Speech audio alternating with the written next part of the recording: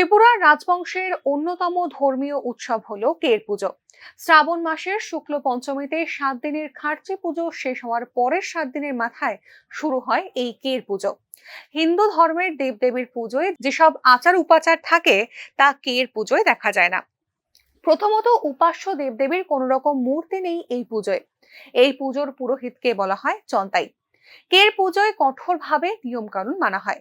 ওই নিয়ম চন্তাই যেমন নিখুঁতভাবে মানেন, তেমনি এই নিয়ম পালনে জনঘোষণাও দেওয়া হয়। এটাও তাদের পরম্পরাগত রীতি।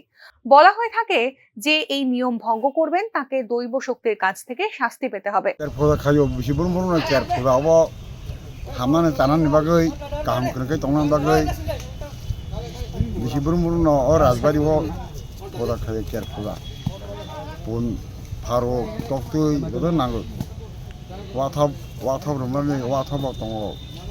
Tumero monjro pashugoyu shiri shikini rifimena aji purbi shiri radana simno.